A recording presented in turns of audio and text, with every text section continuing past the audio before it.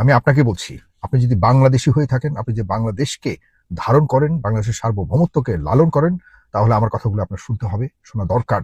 আজকে এই কথাগুলো আমি মনে করি যে আমাদের সামনের চলার পথে গুরুত্বপূর্ণ ভূমিকা রাখবে। শেষ পর্যন্ত শুনবেন। দেখুন, ওসমান হাদির বিচার আজকে অনেক মাস হয়ে গেছে, ফেইলিউর হয়েছে ইন্টারিম সরকার, সেই আমলেই হয়েছিল, এবং এটি যে ষড়যন্ত্র করে তাকে হত্যা করা হয়েছে এটি আজকে স্পষ্ট হয়ে গেছে পশ্চিমবঙ্গের সাবেক মুখ্যমন্ত্রী মমতা ব্যানার্জির কথায়। তিনি বলেছেন, কি বলেছেন সবকিছু আপনারা শুনেছেন। তারপর আমি যারা দেখেননি, আমি আমার জানানোর স্বার্থে বা সুবিধার্থে আমি আপনাদেরকে একটু বলে রাখি। তিনি গতকালকে বলেছেন একটি সমাবেশে যে বাংলাদেশের ওসমান হাদিকে হত্যাকারীরা যেভাবে মেঘালয় পার হয়ে পশ্চিমবঙ্গে ঢুকেছেন, ঢোকার পর ভারতের স্বরাষ্ট্রমন্ত্রী অমিত শাহ তাকে ফোন করে, মানে মমতা ব্যানার্জিকে ফোন করে বলেছে যেন এই কথা কাউকে না বলা হয়। আর যদি বলা হয়, মানে যদি মমতা ব্যানার্জি ওই সব ঘটনাগুলিকে এখন বলেন বা প্রকাশ করেন এবং যারা খুন করেছে তাদের নাম যদি এখানে বলা হয়, তাহলে বাংলাদেশে উত্তাল হয়ে যাবে, এমন ভয়ঙ্কর মন্তব্য তিনি করেছেন। এবং এই মন্তব্যটি থেকে আমরা অনেক কিছু বুঝবার চেষ্টা করছি, কিভাবে, কারা, কেন ওসমান হাদিকে হত্যা করেছে। আমি একটা কথা বলে রাখি আপনাকে বা আপনাদেরকে, আমাদের বাংলাদেশের এই 24 পরবর্তীতে বাংলাদেশের যে 24-এর পক্ষের যে শক্তিগুলো ছিল, বিশাল একটা শক্তি, মানে একত্রিত শক্তি ছিল। এই শক্তিগুলিকে বিচ্ছিন্ন করবার জন্য, ভঙ্গুর করবার জন্য, কম শক্তিশালী করবার জন্য মানে কম ষড়যন্ত্র হয়নি। আন্তর্জাতিকভাবে যেসব ষড়যন্ত্র হয়েছে তার একটি অংশ ছিল ওসমান হাদিকে হত্যাকাণ্ড। এবং ওসমান হাদিকে হত্যাকাণ্ডের পর আপনারা দেখুন, খুব ম্যাজিক্যালি সবগুলো 24-এর পক্ষের শক্তিগুলো একে অপরের বিরুদ্ধে লেগে গেল। দেখেন কত চমৎকার ভাবে পরিকল্পনা করা হয়েছে। বিএনপির সাথে জামাত ইসলাম, জামাত ইসলামের সাথে বিএনপি, এনসিপির সাথে অমুক তমুকের সাথে, মানে বিচ্ছিন্ন হয়ে গেছে। পুরো একটা ইউনাইটেড পাওয়ার ছিন্ন বিচ্ছিন্ন হয়ে গেল। সুতরাং ওসমান হাদির হত্যাকাণ্ডটা তাদের যথেষ্ট সুন্দরভাবে কাজে লেগেছে। এরপর এই শক্তিকে যাতে সাথে নিয়ে সামনের সময়টাতে পাড়ি দিতে পারে, এই জন্য ইন্টারিম সরকার জানা সত্ত্বেও কিছুই করেনি, কোনো কিছুকেই প্রকাশ করেনি। তারা কোনো রকম তাদের সময়টা অতিবাহিত করে ঠিকই ক্ষমতাটা দিয়ে কোনো রকম চলে গেছে। এই ইন্টারিম সরকার সবকিছুই জানতো। আমি আপনাদেরকে একটা কথা বলে রাখি, আজকে হাদির বিচার যদি না হয়, তাহলে বাংলাদেশ ভবিষ্যতে কতটা ভয়ঙ্কর পথ পাড়ি দিতে হবে এটি কল্পনা করা যাবে না। আমি আজকে কোট করে রাখুন, আমি কথাগুলি যেটি বলছি, যে ওসমান হাদির এই হত্যাকাণ্ড শুধুমাত্র ওসমান হাদিকে নয়, বাংলাদেশের সার্বভৌমত্বকে ভয়ঙ্করভাবে প্রশ্নবিদ্ধ করে রেখেছে। ওসমান হাদি সার্বভৌমত্বের ইন্স্যুরেন্স। যদি ওসমান হাদির বিচার না হয়, তাহলে আমাদের কোনো দেশের সার্বভৌমত্বের কোনো ইন্স্যুরেন্স থাকবে না, মানে নিরাপদ থাকবে না। আর যদি ইন্স্যুরেন্স রাখতে চান, তাহলে ওসমান হাদির হত্যাকারীদের বিচার দেশের মাটিতে না হোক বা দেশের আইনে না হোক, আন্তর্জাতিক আইন বা আদালতের মাধ্যমে এই বিচার চাইবার জন্য যদি আমরা সবাই ঐক্যবদ্ধভাবে যদি জোরালো দাবি না করি, এবং এই হত্যাকাণ্ডের পেছনে যারা রয়েছে মমতা ব্যানার্জির কথা ধরে যদি আমরা এটাকে যদি একটা কনক্লুশন নিয়ে আসি, তাহলে আমাদের কিন্তু অনেক কিছুই আমরা বলবার মতো, দাবি করবার মতো সুযোগ তৈরি হয়েছে। দেখুন, এই হত্যাকাণ্ডের পর আমাদের যে শক্তিগুলি রয়েছে, ইনক্লুডিং আওয়ামী লীগ, বলবো আওয়ামী লীগের লোকজন, আপনারা কি অন্তত পক্ষে রাজনীতি করুন। রাজনীতি নিজেদের মধ্যে অনেক বিরোধিতা থাকতে পারে, একজন আরেকজনের অনেক সমালোচনা করতে পারেন, কিন্তু সার্বভৌমত্বের বিষয়টাকে আপনারাও না মানে ডিক্লাইন করতে পারবেন? এই দেশ তো আমাদের সবার। আপনারা আজকে হয়তো ক্ষমতার দূর থেকে বাইরে আছেন, আপনার ক্ষমতায় ছিলেন, আবার হয়তো কখনো ক্ষমতায় আসতেও পারেন। বাংলাদেশি আমি যেমনভাবে ভালোবাসি, আমাদের আওয়ামী লীগের ভাইয়েরাও, ছাত্রলীগের ভাইয়েরা ঠিক একইভাবে ভালোবাসে।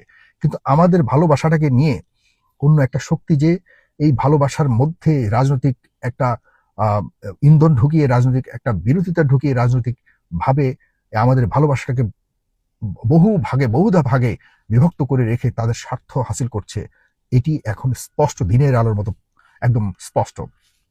সুতরাং আমি মনে করি যে সার্বভৌমত্ব রক্ষার মঞ্চ প্রয়োজন। এখন সার্বভৌমত্ব রক্ষা করবার জন্য সর্বদলীয় কমিটি করা প্রয়োজন।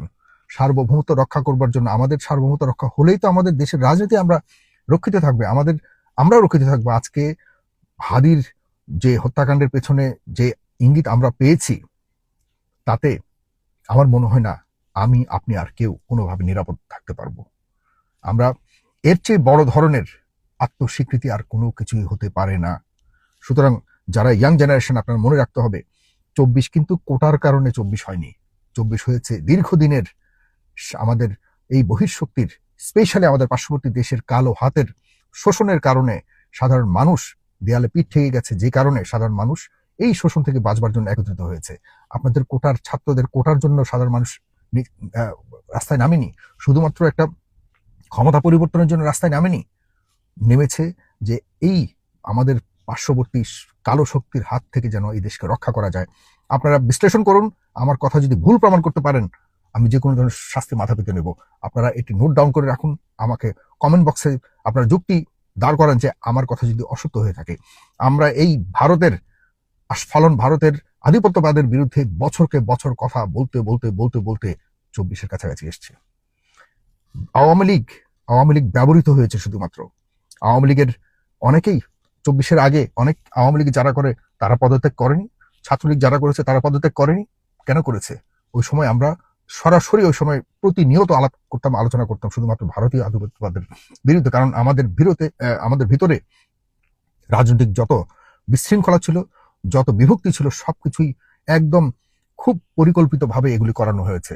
আর মুক্তিযুদ্ধের শক্তি, মুক্তিযুদ্ধের বাইরের শক্তিকে এরকম একটি ন্যারেটিভ তৈরি করে আমাদের দেশের মধ্যে, আমাদের মধ্যে বহুধা বিভক্ত তৈরি করে আমাদেরকে দুর্বল করে রাখা হয়েছিল। আমি আজকে কথাগুলি বলছি এ কারণেই যে সবাইকে এখন একটা ঐক্যবদ্ধ প্ল্যাটফর্ম তৈরি করতে হবে, যে আমাদের যে কোনো ধরনের সার্বভৌমত্বের হুমকির মোকাবেলা করবার জন্য যাতে আমরা খুবই স্বল্প সময়ের মধ্যে ঐক্যবদ্ধ হতে পারি। দেখুন, পৃথিবীর সব জায়গাতে, এই ভারতেও যান না, যে ভারত আমাদেরকে সব সময় দুর্বল করতে চায়, ভারতেও যান না, বাংলাদেশের ব্যাপারে তাদের সব দল একই সিদ্ধান্ত নিয়ে থাকে। কংগ্রেস বলুন আর বিজেপি বলুন, সবগুলি একই রসুনের মতো বাংলাদেশের ব্যাপারে তাদের কথা। অথচ তাদের নিজেদের মধ্যে সাপে নেউরে সম্পর্ক। বিজেপি কংগ্রেস সাপে নেউরে সম্পর্ক, অথচ বাংলাদেশের শোষণের ব্যাপারে এই দুটি দল প্রায় একই পলিসি ফলো করে। আমরা কেন করব না? আমরা কি কম শক্তিশালী জাতি? আমরা কি কারো কাছে হাত পাততে হয়? আমরা কি ভারতের কাছে সাহায্য চাইতে হয়? অবশ্যই না। বরং আমরা অনেক পয়সা খরচ করি ভারতে গিয়ে, আমরা সেখানে গিয়ে তাদের বিভিন্ন ধরনের শপিং করি, চিকিৎসার বাবদ আমরা তাদেরকে অর্থ দিয়ে আসি, সেই অর্থ দিয়ে তারা পরিচালিত হয়। আমাদের এখানে তারা আসে না, বা আমাদের এখানে টাকা পয়সা খরচ করে না। আর এগুলি আমরা না গেলেও পারি, আমরা অন্য কোথাও গেলে পারি। আমি চাই না, আমি বারবার বলছি, আমার অবস্থান স্পষ্ট করছি যে আমি কোনোভাবেই ভারতের সাথে শত্রুতা চাই না। বাট ভারত যদি আমাদের সার্বভৌমত্বের বিষয়ে কোনো ধরনের ইন্টারভেনশন করে, কোনো ধরনের এরকম যেটি করেছে হাদির ব্যাপারে এবং রাজনৈতিক ব্যাপারে, এসব ব্যাপারে যদি আপনার ভারত আবারও একই প্রচেষ্টা চালু করে, তাহলে কিন্তু 24 গেছে, 27 হবে, 27-এর পর 29 হবে। বাংলাদেশের সার্বভৌমত্ব এবং বাংলাদেশ কখনোই রাজনৈতিক অস্থিরতার ঊর্ধ্বে উঠতে পারবে না। চমৎকার একটি সুযোগ এসছে 24-এর সকল শক্তিকে নিয়ে আন্তর্জাতিক এই ধরনের ষড়যন্ত্রের মোকাবেলা করবার জন্য, যে চমৎকার আমাদের সুযোগ আল্লাহ দিয়েছে, এটিকে কাজে লাগান। জনাব তারেক রহমান, আমি বারবার বলছি, আপনি এবং এখন বিরোধী দল জামাত ইসলামের ডাক্তার শফিকুর রহমান এবং আপনি এবং বড় বড় অন্যান্য রাজনৈতিক দল যারা রয়েছে, এদের মধ্যে একটা সম্পর্ক রাখুন নিজেদের মধ্যে। মানে সার্বভৌমত্বের প্রশ্নে আপনাদের পলিটিক্যাল বিরোধিতা থাকতেই পারে, না হলে কেন গণতন্ত্র হবে? আপনারা একে অপরের ভুল ধরবেন, একে অপরকে আপনারা নাস্তানাবুদ করবেন, দেশের স্বার্থে এবং দেশের গণতন্ত্রের স্বার্থে সেটি করবেন, ডেফিনেটলি করবেন। কিন্তু সার্বভৌমত্বের স্বার্থে আপনারা যেন একত্রিতভাবে একই সুরে কথা বলতে পারেন, এই ব্যবস্থা করুন। তারা যেন বুঝে যে 24-এর পরবর্তীতে বাংলাদেশের জনগণ ঐক্যবদ্ধ, অন্ততপক্ষে বিদেশি কোনো কালো শক্তির কাছে তারা মাথা নোয়াবে না, এবং যে কোনো সময় যে কোনো শক্তিকে মোকাবেলা করবার জন্য তারা সবগুলো রাজনৈতিক দল একটা জায়গায় একত্রিত আছে, ঐক্যবদ্ধ আছে। এটার চেয়ে বড় শক্তি অ্যাটম বোমাও না।